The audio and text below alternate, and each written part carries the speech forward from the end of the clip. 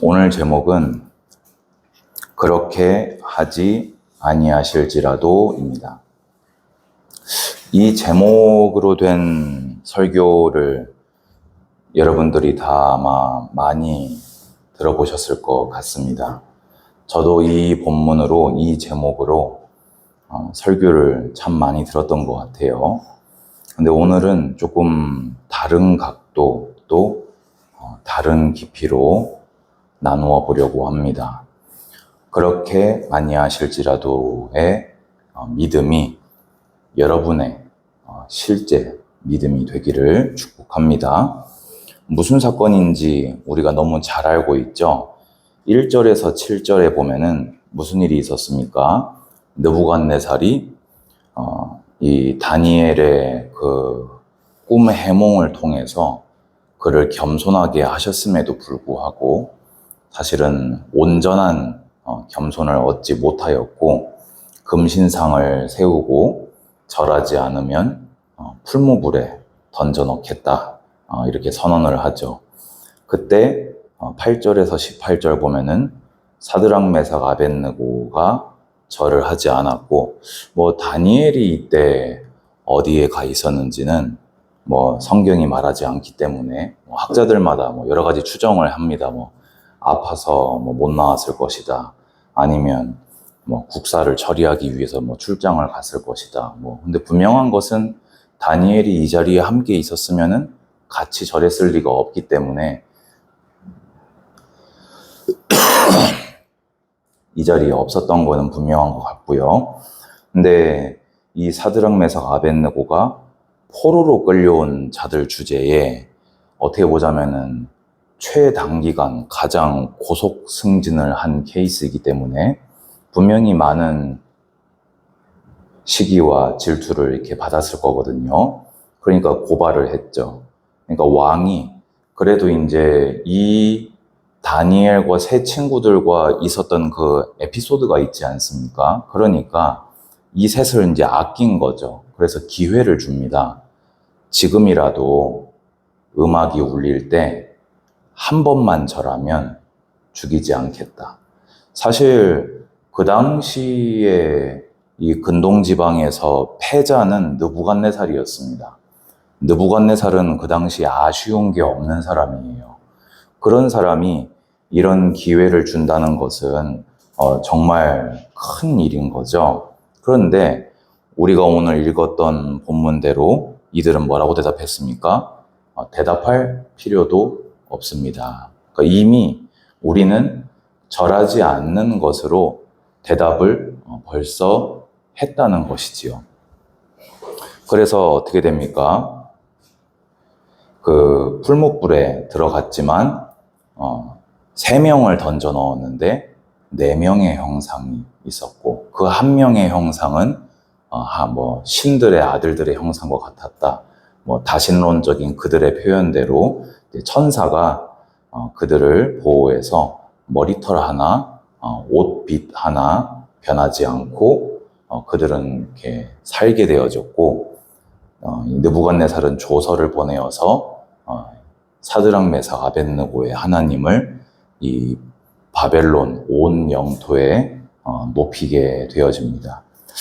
이 내용을 보면은 이것을 보고 기분 나빠질 사람이 없어요. 그죠? 신앙을 가진 사람치고 다니엘서를 배우면서 참 너무나 즐겁고 통쾌하고 어떻게 보자면 한동안 계속해서 이방 나라에 짓밟히고 침략당한 그런 슬픈 역사들밖에 없었는데 이 신앙 영웅, 그래서 이 다니엘서에 나오는 사람들을 이 주석에서도요 신앙 영웅들이라고 이렇게 칭할 만큼 너무나 이렇게 포로로 끌려간 그 땅에서 오히려 그들을 이렇게 압도하는 모습을 이렇게 보여줍니다. 그래서 이 이야기를 모두가 좋아하고 우리 아동부 아이들한테도 말씀을 가르칠 때 다니엘서 말씀을 가르치면 아이들이 굉장히 반응이 좋고 즐거워라고 재밌어라 이렇게 하지요. 근데 오늘 우리 청년들은 이것을 그렇게 뭐라고 해야 됩니까? 저는 늘 생각하는 것이 신앙은 순진해서는 안 된다고 생각합니다. 순진한 게 뭐지요? 아무것도 모르는 애 같은 게 순진한 겁니다. 그러면 신앙은 어떠해야 된다는 얘기입니까?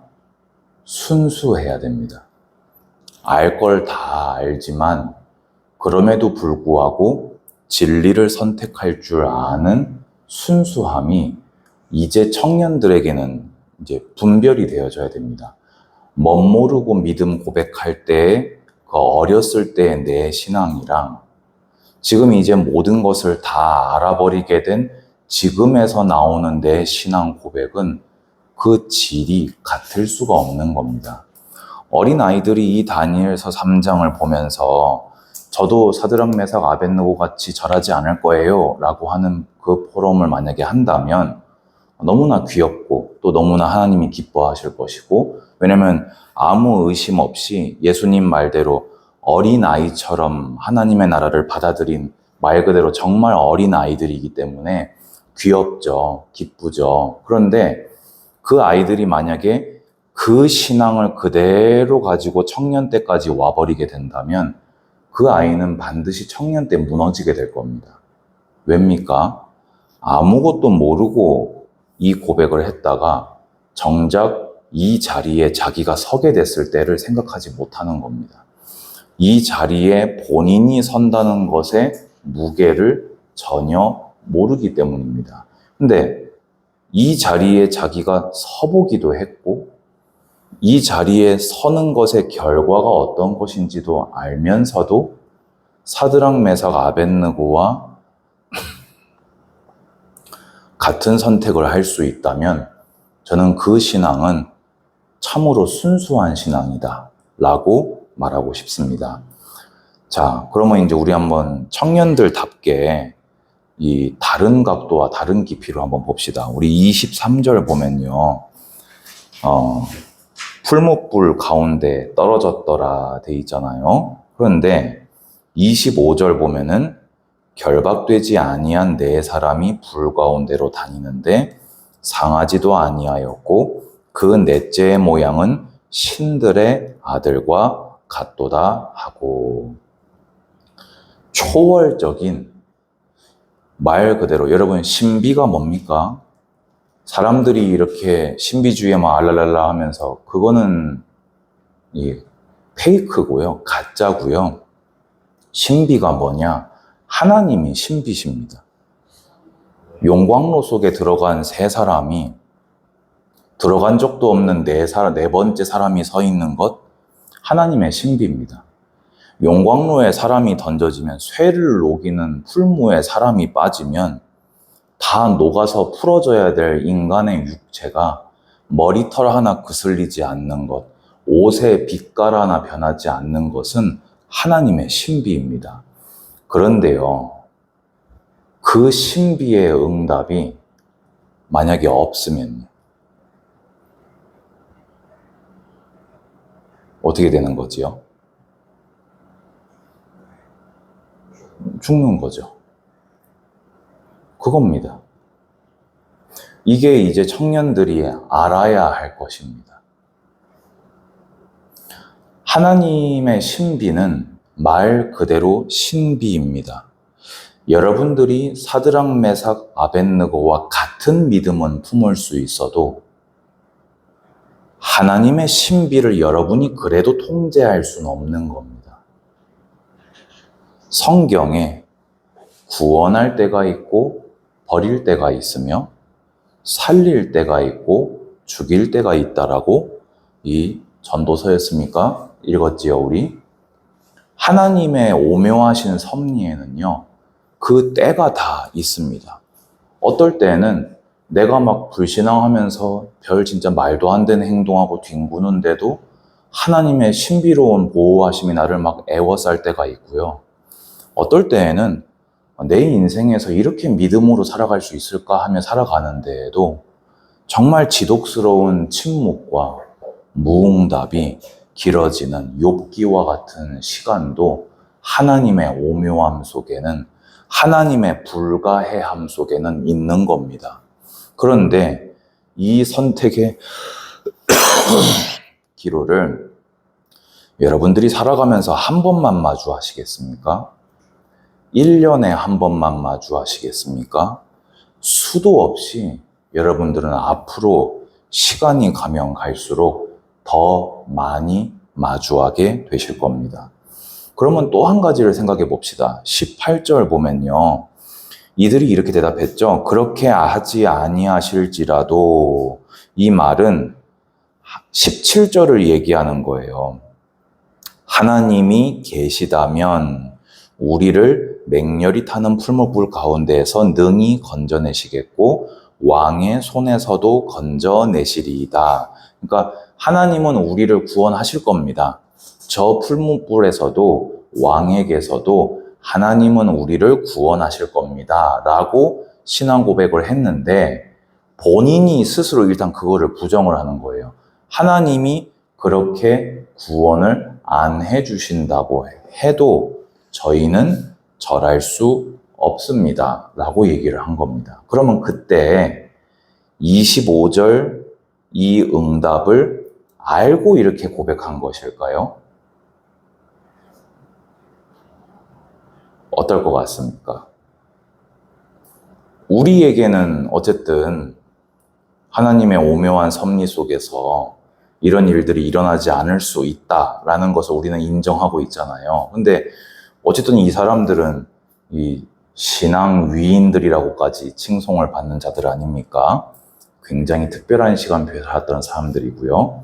그런데 이 사람들은 그러면은 뭐 하나님의 특별한 계시와 은총을 통해서 영광로 속에서 네 번째 사람이 나와가지고 안 죽을 거라는 거를 알고 이렇게 말을 했을까요? 제가 아무리 앞뒤를 보아도 그런 흔적이 보이지 않아요. 진짜로 이대로 용광로에 빠져서 온몸이 불에 녹아내려서 죽어도 그렇게 죽어도 우상숭배는 못하겠습니다. 라고 고백을 한 것입니다. 그러면 이제 여기서 여러분들이 이 믿음을 여러분의 믿음으로 받으려면 어떻게 이런 고백을 했는지를 여러분들이 분명히 아셔야 됩니다. 16절 보면요. 사드락과 메삭과 아벳느고가 왕에게 대답하여 이르되 느부갓네살이여 우리가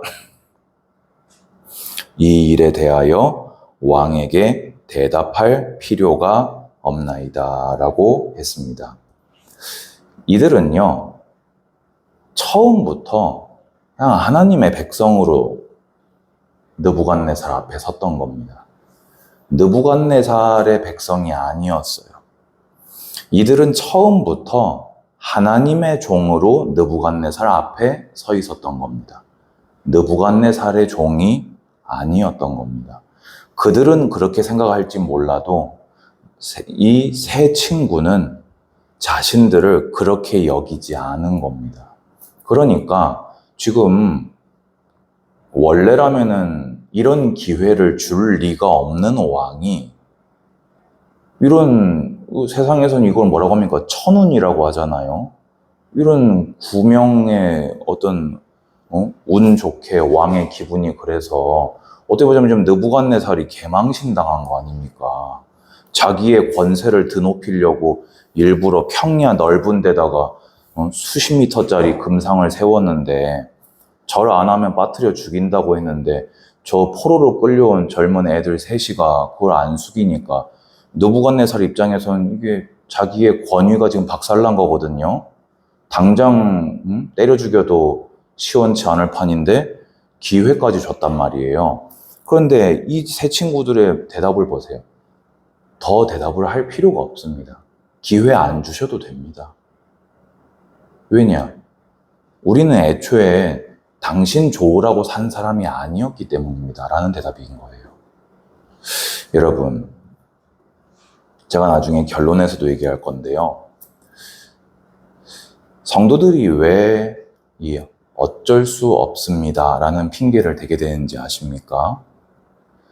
자기 욕심에 치여서 이미 하나님과 이 타협이 안 되는 자리에 스스로 가 있기 때문입니다. 하나님을 온전히 섬겨 살 수 있는 자리가 어딘지 사실은 알아요. 근데 성에 안 차거든요, 그게요. 그러면 안 가요.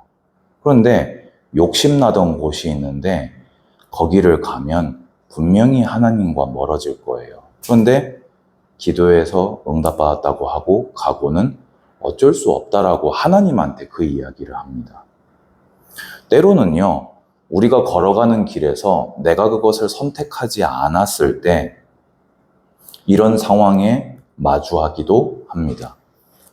그때 어떤 신앙인들은 그것을 다 포기하는 한이 있더라도 하나님을 향해 하나님을 섬겨 살 수 있는 그 방향과 새로운 길을 찾는 자들이 있는가 하면 어떻게 얻은 자리인데 이제 와서 이거를 빼앗길 수가 있나 라고 하며 하나님을 향해 어쩔 수 없다라고 말하게 됩니다.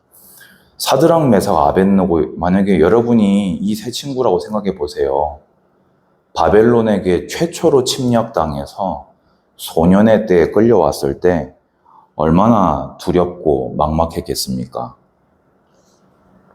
그런데 다니엘과 함께 하나님께 믿음 잘 고백했다가 어떻게 보자면 이스라엘 땅에 있을 때보다도 그 당시 성공할 수 있는 최고치 성공을 한 거예요. 개인으로서. 아무 혈통 배경 없는 자기들이 오히려 마이너스 배경이에요. 망국의 포로 출신이에요. 근데 올라갈 수 있는 끝자락까지 찍은 겁니다. 지금 단순히 죽을래 살래가 아니라 너 지금까지 내가 너희들한테 준 그거 다 뱉을래?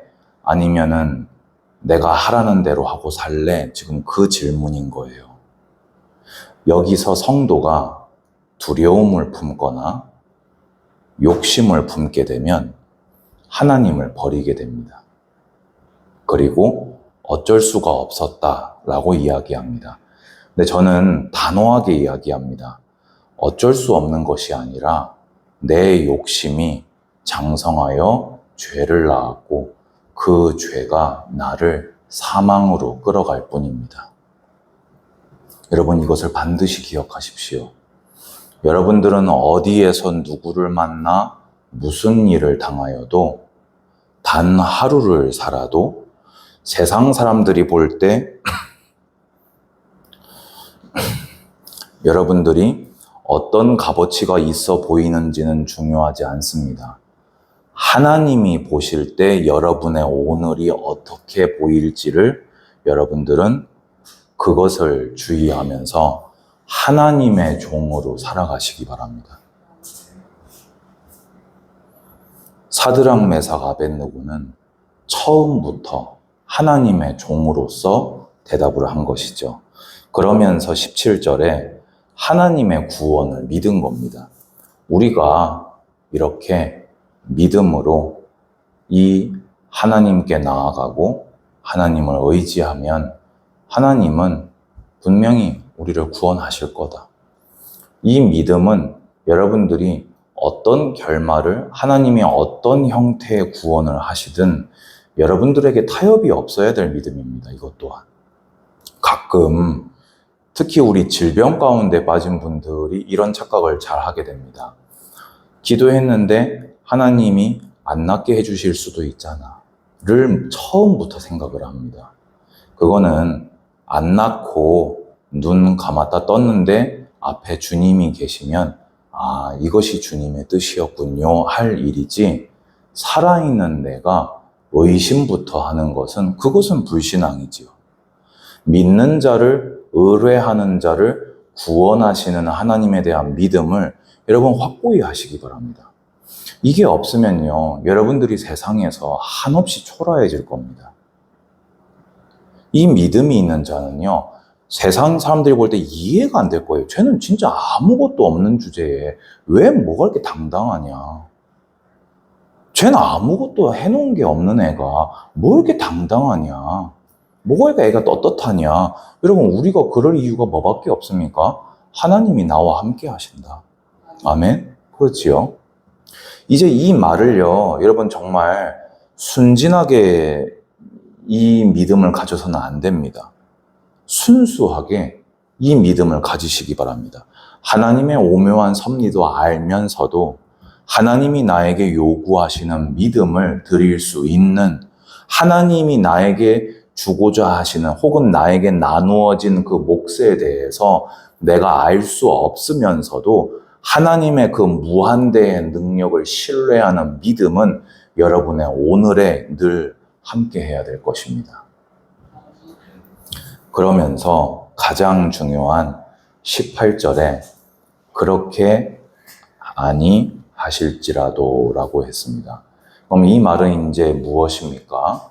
단계적으로 진행되어지는, 어떻게 보자면 이들의 신앙의 최고의 고백이었다고 봅니다. 정말로 지금까지 자기들이 쌓아올린 모든 것을 다 잃어버린다고 해도, 심지어 그 모든 것 속에 목숨이 포함된다고 해도 나는 하나님의 백성으로 죽겠습니다. 하나님의 종으로 죽겠습니다. 라는 말입니다. 여러분, 이 말을 우리가 정말 가볍게 들어서는 안 되는 것이요. 사도들이 다 이렇게 죽었습니다. 그냥. 하나님이 그들을 살리시지 않았어요. 그들도 16절, 17절 믿음, 오히려 이들보다 더한 믿음이 있었을 수도 있겠죠. 근데 그들의 분량은 하나님이 그들을 흡족하게 사용하신 후에 그들을 하늘에 부르사 12사도의 그 예수님 주변에 앉혀주셨습니다. 여러분은 그러면 어떻게 하실 겁니까?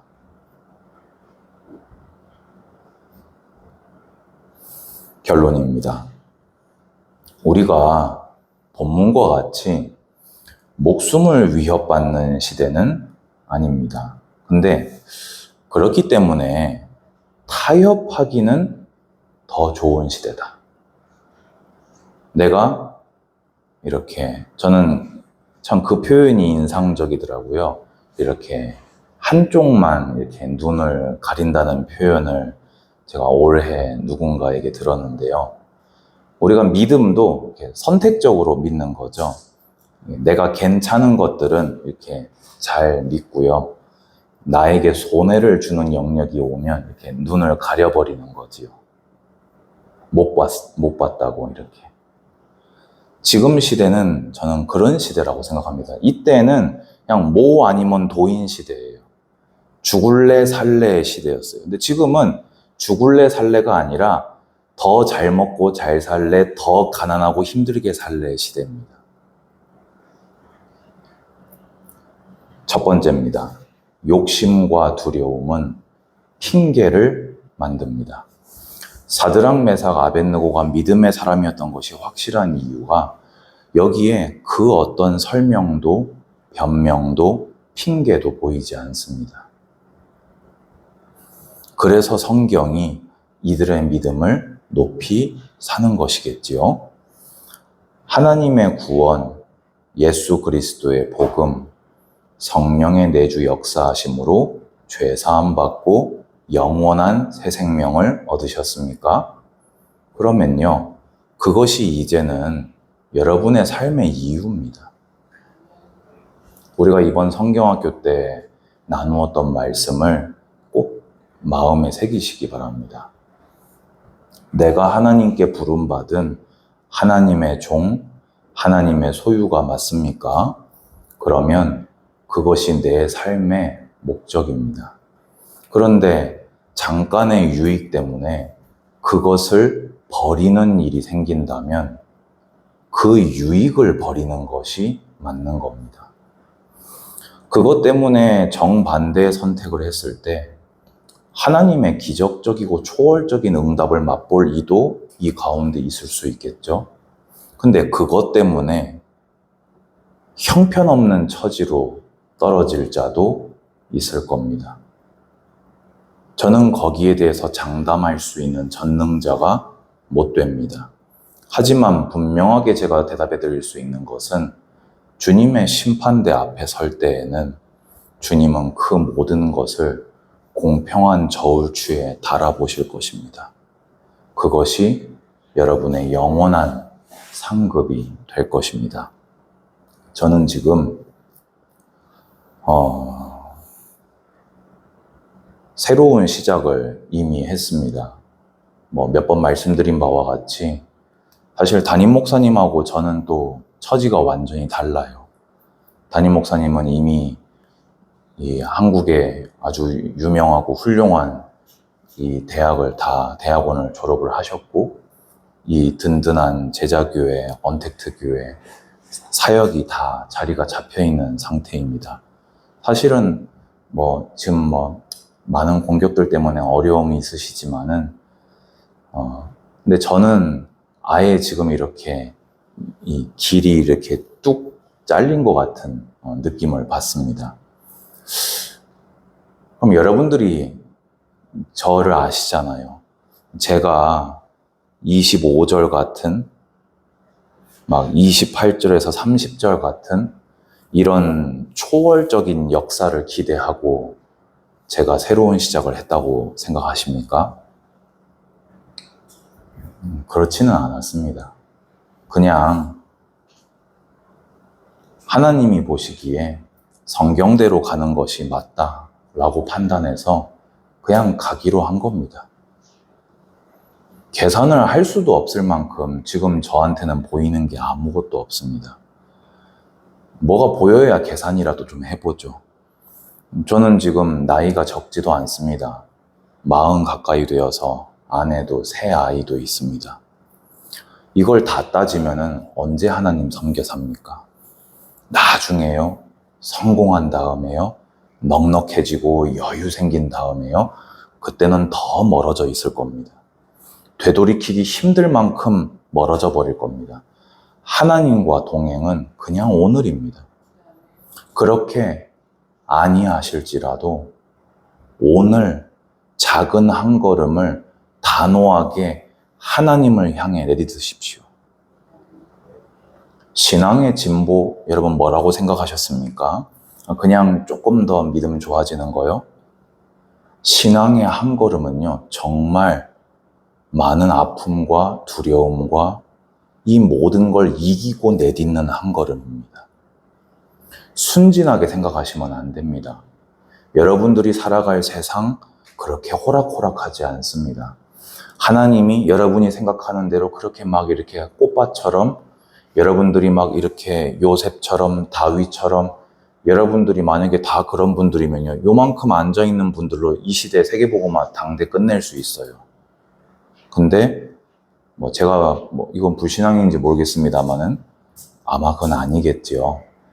여러분들이 이제 그거를 받으셔야 됩니다.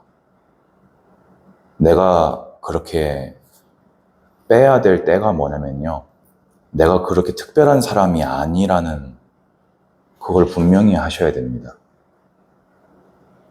마음이 우주 위로 날아다니시면 아무것도 잡을 수가 없어요. 여러분의 실제는 지금 여기에 있습니다.